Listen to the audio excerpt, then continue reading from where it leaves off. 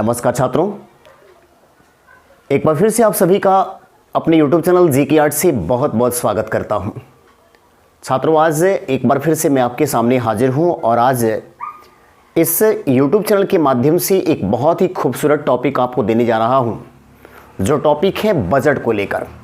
हालांकि मैं आपको आश्वस्त करना चाहता हूं कि इसके पहले भी मैंने बजट का एक वीडियो अपलोड कर दिया है, जिसमें करंट जो डाटा था बजट पेश करने के समय, वो डाटा मैंने आपको प्रोवाइड किया है कि नए बजट में कौन कौन सा प्रावधान किया गया है।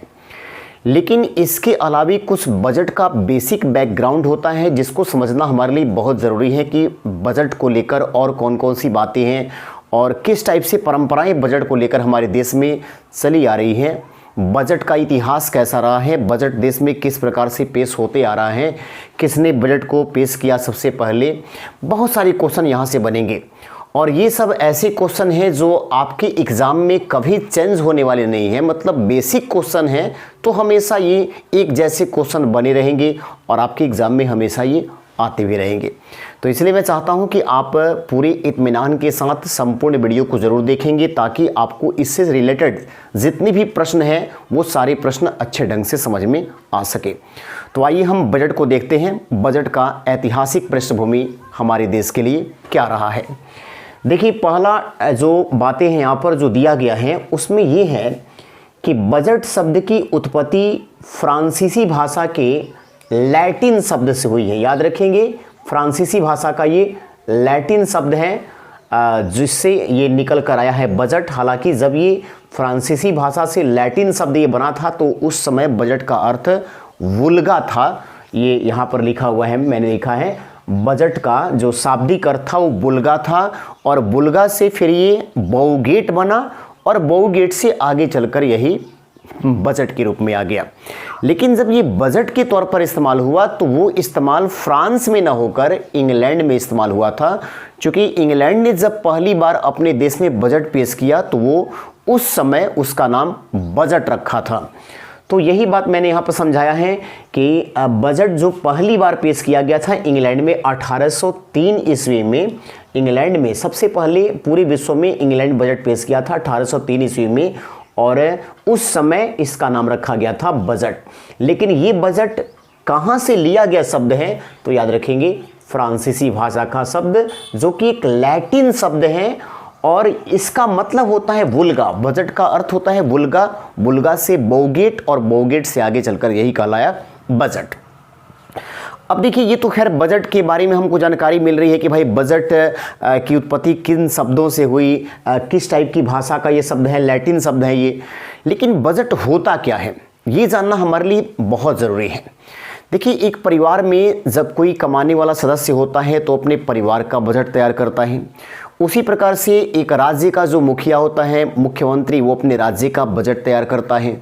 और केंद्रीय स्तर पर जो भारत सरकार है वो भी देश के लिए बजट तैयार करती है। तो बजट हर इंसान का होना चाहिए, ताकि उसे मालूम चल सके कि मैं जितना प्राप्त कर रहा हूँ आय के तौर पर, उसमें से मैं कितना रुपया खर्च कर रहा हूँ, मेरी टोटल इनकम क्या है और मैं उसमें से टोटल कितना एक्सपेंस कर रहा हूँ। यही आंकड़ा जो होता है, जो डाटा होता है, उसी को हम बजट कहते हैं। और इससे हमें एक परिस्थिति का और भी पता चलता है कि अगर आय और व्यय का सही सही हमारे पास आकलन हो तो हमें मालूम ही चल जाता है कि हमारी बचत क्या हो सकती है। तो यहाँ देखें, ये भारत में अगर हम बात करें तो यहाँ पर भारत में पहली बार बजट 1860 ईस्वी में पेश किया गया। इंडिया में पहली बार पेश हुआ 1860 में, जबकि पूरे वर्ल्ड में सबसे पहले इंग्लैंड में 1803 में पेश किया गया था। तो 1860 में जब पेश किया गया था उस समय हमारा देश अभी आज़ाद नहीं हुआ था। उस समय हम गुलाम थे और गुलाम होने के चलते जो बजट पेश किया गया होगा वो किसी न किसी अंग्रेज़ के माध्यम से पेश किया गया होगा। और जो पेश करने वाला व्यक्ति था उसका नाम है जेम्स विल्सन। देखिए, यहाँ पर लिखा गया है जेम्स विल्सन। तो जेम्स विल्सन चूँकि इंडिया में पहली बार बजट पेश किया, इसलिए हम जेम्स विल्सन जी को भारतीय बजट का पितामह कह सकते हैं, इनको पिता कह सकते हैं। क्योंकि बजट को भारत में लाने वाले जेम्स विल्सन ही थे, इसलिए इनको भारतीय बजट का जनक कहा जाता है या भारतीय बजट का पितामह कहा जाता है। तो सबसे पहले इन्होंने ही बजट पेश किया और ये इंग्लैंड के निवासी थे। उस समय भारत में जो गवर्नर था, जब इंडिया में बजट पेश किया गया पहली बार 1860 में, उस समय भारत के गवर्नर थे लॉर्ड कैनिंग। तो लॉर्ड कैनिंग साहब के काल में ये बजट पेश किया गया था। तो ये भी आपको एकदम क्वेश्चन याद रखना है कि इंडिया में पहली बार जो बजट पेश किया गया उस समय भारत के गवर्नर कौन थे? तो भारत के गवर्नर थे लॉर्ड कैनिंग। एक और बात ध्यान रखिएगा यहाँ पर कि जैसे यहाँ पर एक शब्द लिखा गया है zero base budget, zero base budget. तो इसको समझने से पहले थोड़ा सा मैं आपको बताना चाहता हूँ कि बजट कई प्रकार के होते हैं। जैसे आउटकम बजट होता है, एक परंपरागत बजट होता है, एक जीरो बेस बजट होता है।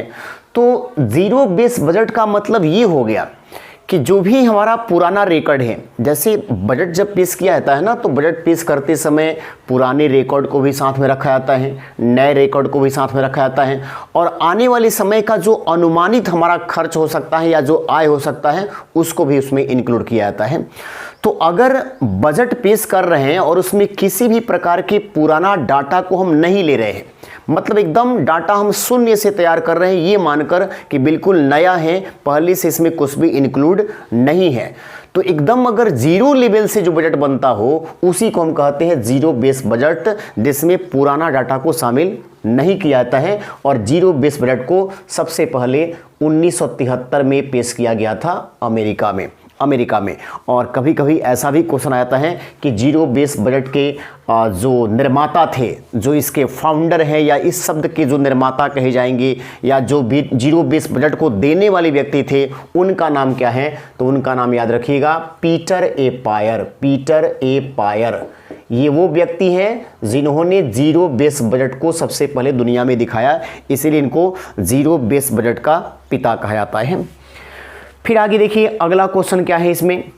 1867 में वित्तीय वर्ष 1 अप्रैल से 31 मार्च की इंडिया में शुरुआत हुई। यानी जो बजट हमारे देश में पेश किया जाता है वो एक वित्तीय वर्ष का ही पेश होता है, और एक वित्तीय वर्ष का मतलब सीधा होता है 1 अप्रैल से 31 मार्च के बीच का समय। बजट पेश किया जाता है एक वर्ष के लिए, बट उसमें डाटा इंक्लूड किया जाता है 3 वित्तीय वर्ष का। लेकिन फाइनली बजट को कितने दिन के लिए अप्लाई किया जाता है? 1 वित्तीय वर्ष के लिए। और हमारा जो वित्तीय वर्ष है वो कब से शुरू हुआ?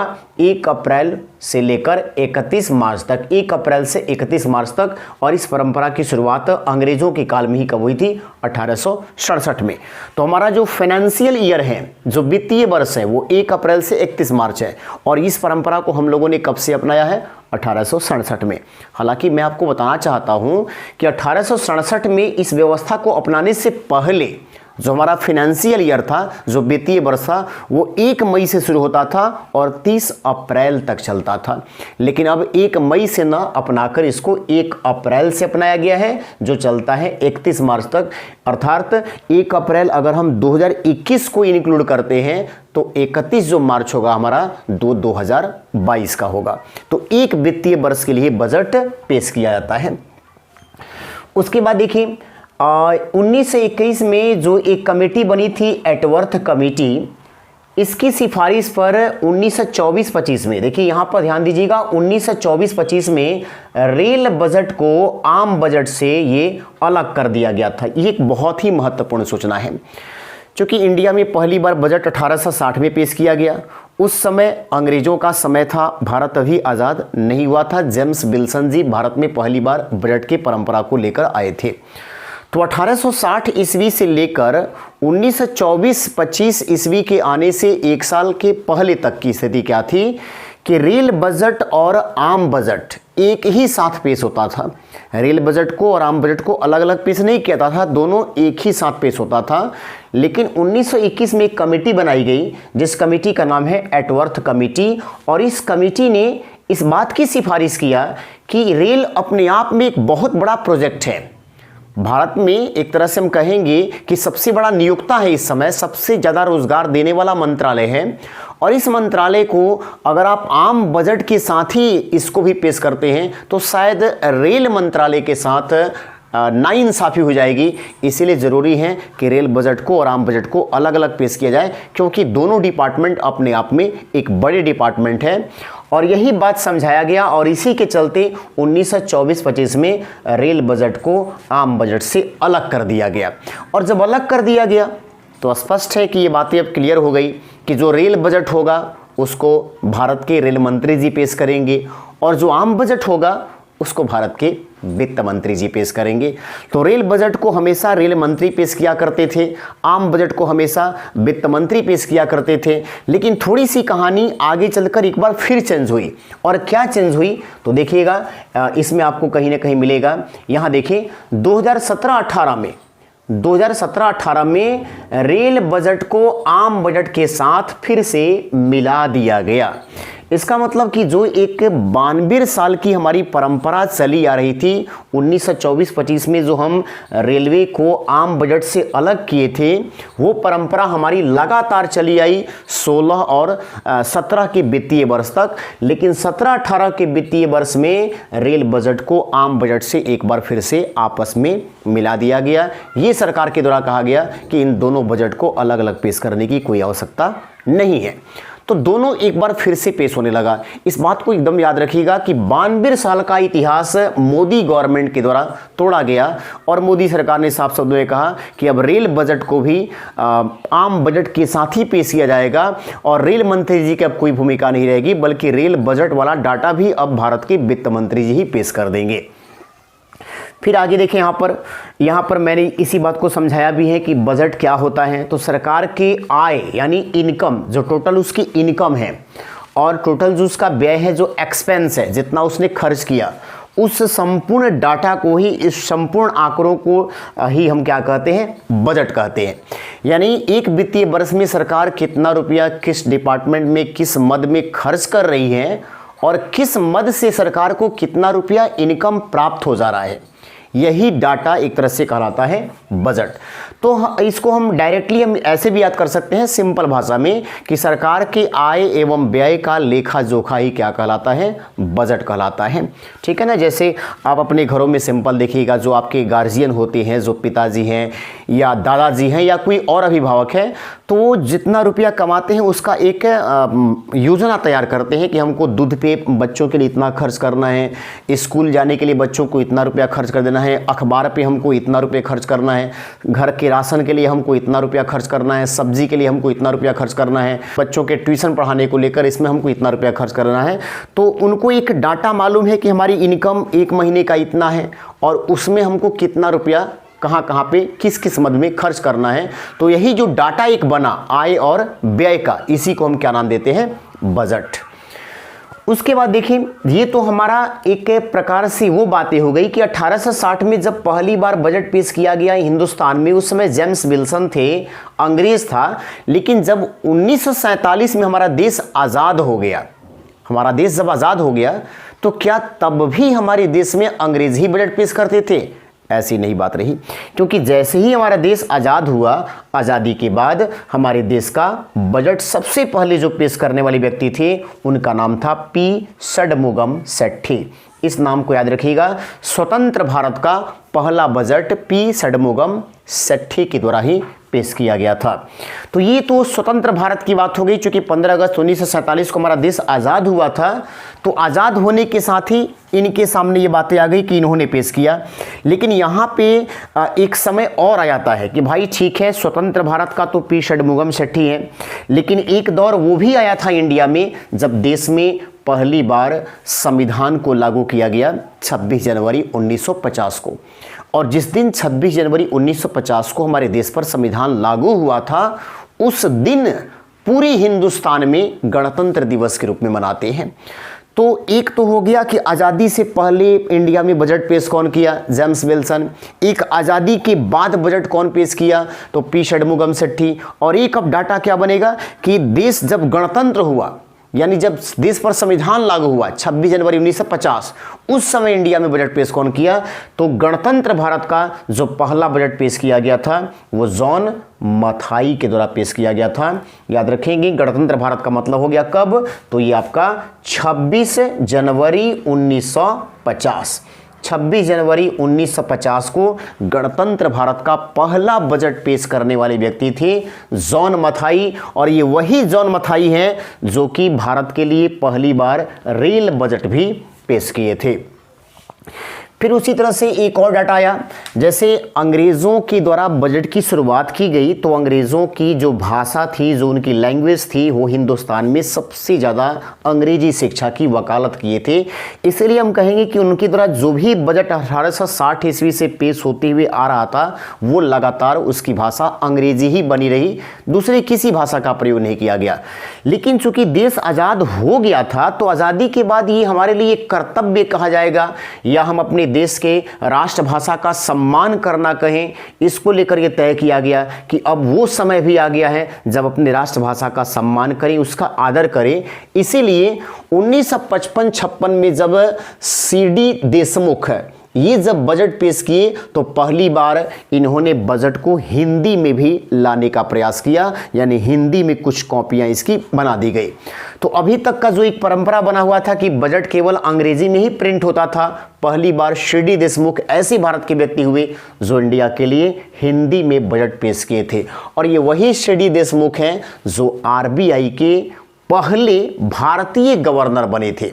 क्योंकि आपको पता है कि आरबीआई जो देश का सबसे बड़ा बैंक है, जिसको हम केंद्रीय बैंक कहते हैं या जिसको हम बैंकों का बैंक कहते हैं, आरबीआई की स्थापना 1935 में हुई थी 1 अप्रैल के दिन। और 1935 में हमारा देश अभी आज़ाद नहीं हुआ था, तो निश्चित है कि आरबीआई का जो पहला गवर्नर बना होगा, जो उसका सुप्रीमो बना होगा, वो इंडियन नहीं होगा, वो कोई अंग्रेजी होगा। क्योंकि 1935 में जब हम आरबीआई बना रहे हैं तो हमारा देश आज़ाद नहीं हुआ है, और जब देश आज़ाद नहीं हुआ है तो निश्चित रूप से कोई अंग्रेज़ बना था, और जो अंग्रेज़ बना था उसका नाम था sir Osborne Smith. Osborne Smith को पहली बार मौका मिला था आरबीआई का गवर्नर बनने का 1 अप्रैल 1935 को। लेकिन जब देश 1947 में आज़ाद हुआ तो आज़ादी के बाद पहली बार आरबीआई के जो गवर्नर बने थे उनका नाम था सीडी देशमुख। तो ये आरबीआई के पहले भारतीय गवर्नर है सीडी देशमुख, और यही वो व्यक्ति हैं जिन्होंने बजट की परंपराओं में परिवर्तन करते हुए अंग्रेजी के स्थान पर पहली बार हिंदी में बजट पेश करके हमारे देश की राष्ट्रभाषा का सम्मान किया था। उसके बाद देखिए आगे क्या है। 1959 के बजट को पेश करते समय ये जवाहरलाल जो नेहरू जी थे, इन्होंने ये तय किया था कि रेल बजट हमेशा 25 फरवरी को पेश होगा और आम बजट हमेशा 28 या 29 फरवरी को पेश होगा। थोड़ा सा चीज़ों को ध्यान से समझिए, क्योंकि मैंने आपको ऑलरेडी यहाँ पर बताया है कि 21 में जब एटवर्थ कमेटी बनाई गई थी तो एटवर्थ कमेटी ने यही सिफारिश किया था कि रेलवे अपने आप में एक बड़ा मंत्रालय है, इसलिए रेल बजट को आम बजट से अलग कर देना चाहिए और उसको अलग अलग पेश करना चाहिए। और इस तरह से हमारे देश में एक परंपरा शुरू हो गई कि रेल बजट को रेल मंत्री जी पेश करते थे, आम बजट को वित्त मंत्री जी पेश किया करते थे। तो 1924-25 से ये परंपराएं लगातार चलती रही, लेकिन उसमें ये समय निर्धारित नहीं था कि बजट कब पेश करना है, क्योंकि बजट पेश करने का कोई टाइमिंग निर्धारित नहीं था, किस दिन पेश करना है। अंग्रेज़ों ने सिर्फ ये तय कर दिया था कि बजट फरवरी में पेश होगा और फरवरी के लास्ट सप्ताह में पेश होगा। लेकिन लास्ट सप्ताह में तो आपको 7 दिन में से कोई भी दिन आ सकता है, तो ये तय नहीं था, बस अंतिम सप्ताह में पेश किया जाएगा। लेकिन नेहरू जी जब 1959 में बजट पेश कर रहे थे, क्योंकि उस समय जवाहरलाल नेहरू जी हमारे देश के प्रधानमंत्री भी थे और प्रधानमंत्री के साथ साथ वो वित्त मंत्री की भूमिका भी निभा रहे थे, तो उन्होंने बजट पेश किया था। और बजट पेश करते समय ये क्लियर कर दिया था कि फरवरी के अंतिम सप्ताह में जब बजट पेश होगा तो ये 25 फरवरी को पेश होगा आपको रेल बजट, 25 फरवरी को रेल बजट और 28 या 29 फरवरी को पेश होगा आम बजट। 28 या 29 कहने का यहाँ पर ये मतलब हो गया कि 29 फरवरी या 28 फरवरी, चूंकि लीप ईयर होगा तो 29 फरवरी को पेश होगा और लीप ईयर अगर नहीं होगा तो इसको 28 फरवरी को पेश किया जाएगा। ये परंपरा को बनाए थे कौन? नेहरू जी। लेकिन जब चूंकि 17-18 में बजट दोनों आपस में मिल गया, जैसे मैंने बताया ना कि मोदी जी 92 साल पुराने रिकॉर्ड को तोड़ दिए, उन्होंने सीधे कहा कि नहीं, अब रेलवे को आम बजट से अलग पेश करने की आवश्यकता नहीं, बल्कि दोनों साथ साथ पेश होना चाहिए। तो उन्होंने इस परंपरा को खत्म किया और जब एक साथ मैच कर दिया गया तो अब अलग अलग तिथियों की कोई आवश्यकता नहीं रह गई और मोदी जी ने तय कर दिया कि अब ये लास्ट में पेश ना होकर ये फरवरी के पहले दिन ही पेश कर दिया जाएगा, यानी 1 फरवरी को ही अब बजट पेश होगा। इस तरह से 1 फरवरी को जो बजट पेश किया गया पहली बार, ये परंपरा हमारे देश में कब से चल पड़ा? 2017-18 से। उसके बाद देखिए एक और चीज नोटिस करने वाला है, दोपहर में बजट पेश करने वाली जो पहले वित्त मंत्री हमारे थे वो यशवंत सिन्हा थे, जिन्होंने यह कारनामा किया था 2000 ईस्वी में। इसका क्या मतलब है? तो अंग्रेजों के ज़माने में जब बजट पेश होता था तो उनके ज़माने में एक चीज़ें बना दी गई थी कि बजट पेश करने वाले जो हमारे वित्त मंत्री जी होंगे वो बजट शाम को पेश करेंगे, सुबह में पेश नहीं करेंगे, शाम को पेश करेंगे। रात भर वो बजट के फाइलों को तैयार करेंगे, उसको क्रम से सजाएंगे, उस पर कुछ चीज़ें जो होगी उसको संशोधित करेंगे। मतलब रात भर जगकर वो कार्यों को करेंगे, दिन में उनको आराम से सोने दिया जाएगा और शाम को आकर वो बजट अपना पेश करेंगे। इसके अलावा दिन भर बजट पर बहस लगातार पहले होगा पेश करने से पहले। लेकिन जब अटल बिहारी वाजपेयी भारत के प्रधानमंत्री थे 2000 ईस्वी में, तो उन्होंने इस सिस्टम को समाप्त किया था और उन्होंने कहा था कि नहीं, बजट शाम को पेश करने की क्या आवश्यकता है, रात भर मंत्री जी जगे, रात भर फाइल तैयार करें, इससे बढ़िया है कि दिन में ही जगे, रात भर आराम से सोएं और सुबह में आकर बजट पेश कर दें।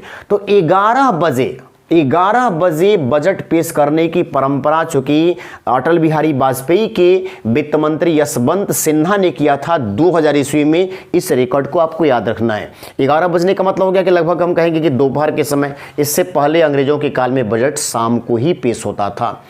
क्योंकि एक परंपराएं थी कि भाई जब बजट पेश किया जाता है तो जितने भी उससे जुड़े हुए अधिकारी होते हैं बजट में, वित्त मंत्रालय से रिलेटेड, वो सारे लोग 7 दिनों के लिए 8 दिनों तक अपने परिवार से एकदम कट जाते हैं, उनको अलग रहना पड़ता है, उनका मोबाइल वगैरह भी ले लिया जाता है, वो किसी से संपर्क नहीं कर पाते हैं। क्योंकि हमने बताया था ना, यहाँ पर देखिए बजट का अर्थ होता है चमड़े का थैला, बजट का अर्थ चमड़े का थैला होता है। पहले वित्त मंत्री जी इसी चमड़े के थैले में लेकर वो जाते थे बजट पेश करने के लिए। बजट को बिल्कुल गोपनीय रखा जाता था, गोपनीयता जरूरी थी क्योंकि बजट पेश करने से पहले इसकी जानकारी किसी को होनी नहीं चाहिए।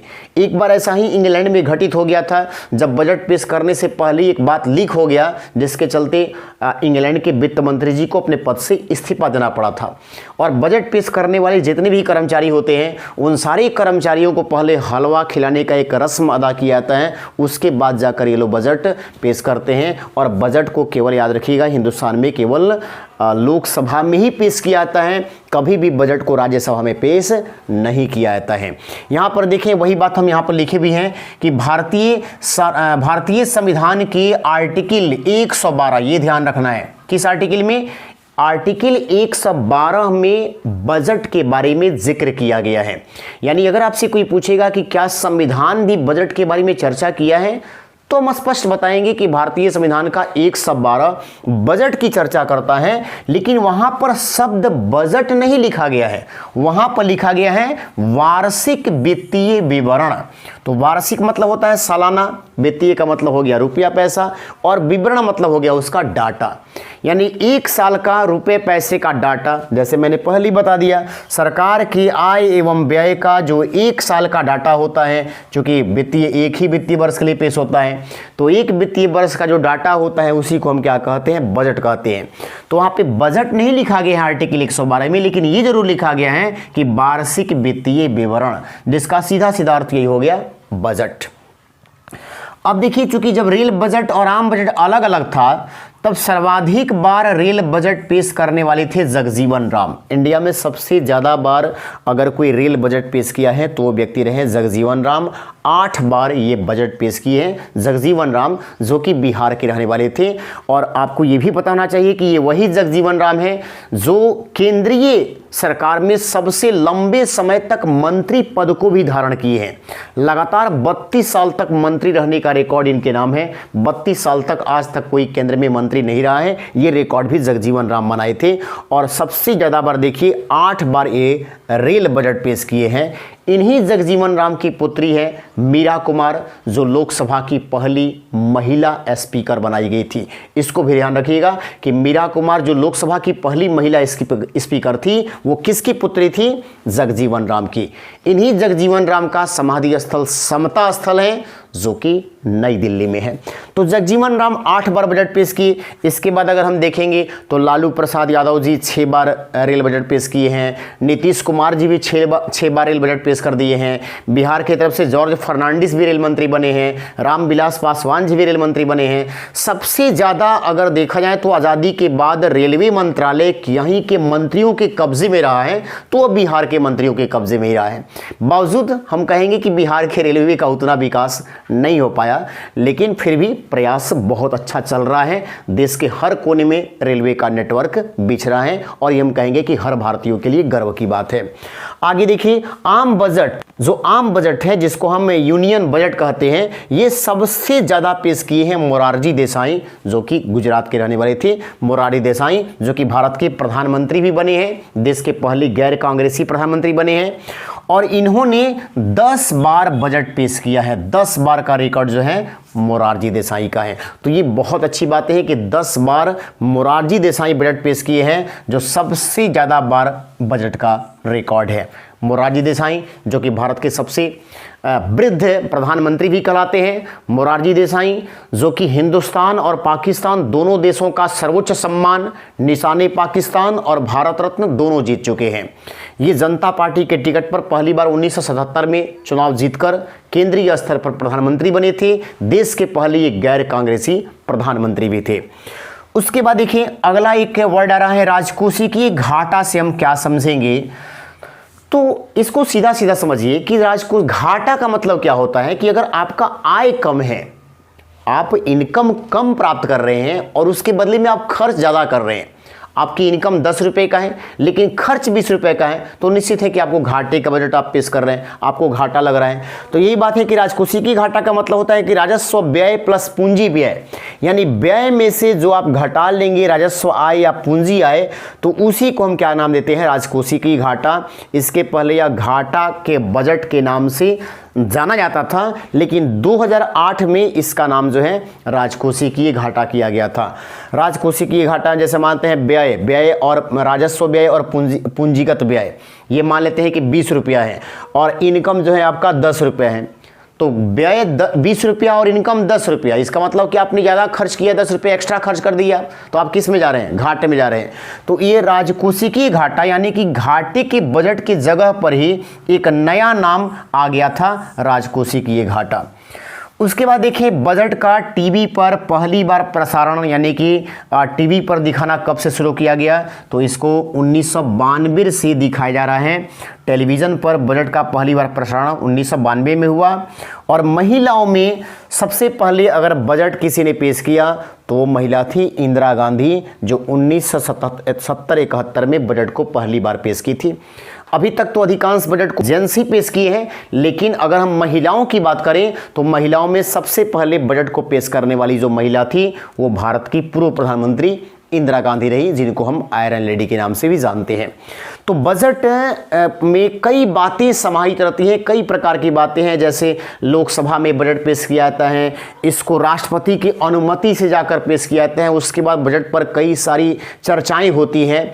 तो बजट में बहुत सारे क्वेश्चन आपको यहाँ से देखने को मिले, जो क्वेश्चन आपको याद रखने की ज़रूरत है। और जो 21 का बजट, 21 और 22 का जो बजट पेश किया गया है, अभी हाल ही में निर्मला सीतारमण जी जो भारत की पहली महिला वित्त मंत्री हैं, उस बजट को लेकर भी मैंने एक वीडियो डाला हुआ है कि नए बजट में कौन कौन सा प्रावधान किया गया है, देश को उससे क्या फ़ायदा है और देश को उससे क्या घाटा है। इन तमाम चीज़ों पर मैं डिस्कस कराते हुए एक वीडियो ऑलरेडी पहले डाल चुका हूँ। तो मुझे लगता है कि ये वीडियो भी आपको आज समझ में आया होगा। और यदि आपको वीडियो अच्छा लगे तो मैं चाहूँगा छात्रों कि आप वीडियो को जरूर शेयर करेंगे, ताकि अधिक से अधिक छात्रों तक पहुँच सके। धन्यवाद।